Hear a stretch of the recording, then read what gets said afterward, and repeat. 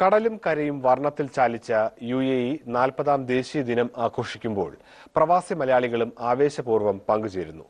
ചതുർവർണ്ണത്തിൽ വീടുകളും വാഹനങ്ങളും അലങ്കരിച്ചാണ് സ്വദേശികൾക്കൊപ്പം ഇന്ത്യക്കാരും പോറ്റുനാടിന്റെ ജന്മദിനത്തെ വരവേൽക്കുന്നത്. ഡിസംബർ 2-നാണ് UAEയുടെ ദേശീയ ദിനം.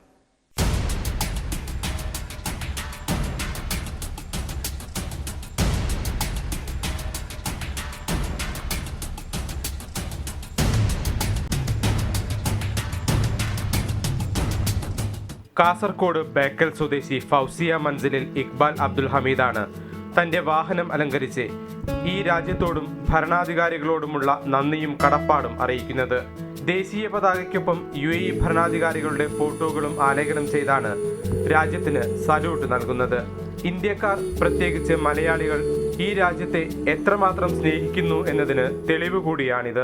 UAEന്റെ എല്ലാ ആഘോഷങ്ങളിലും ഇൻഷാല്ല ഭാഗമാകണം എന്നുള്ള ആഗ്രഹമുണ്ട്. അത് ഇൻഷാല്ല തീർച്ചയായിട്ടും ഞാൻ ഭാഗമാകും. കാരണം ഇത് എനിക്ക് എന്നെ പോറ്റുനാടാണ്. എനിക്ക് എല്ലാ സൗഭാഗ്യങ്ങളും തന്ന നാടാണ് അത്. പിന്നെ പ്രത്യേകിച്ചിട്ട് എനിക്ക് അൽഹംദുലില്ലാ നല്ല സ്വാലിഹായ ഭാര്യനെ തന്ന നാടാണ്.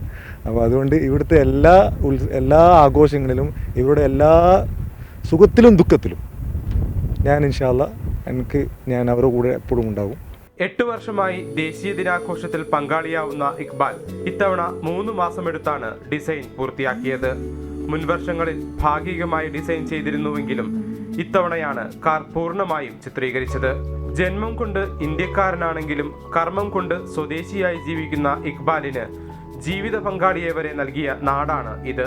17 വർഷം മുൻപ് ഇവിടെ എത്തിയ ഇക്ബാൽ ബിസിനസ്സുകാരനായി വളർന്നതിന് പിന്നിലും ഈ നാടു തന്നെ.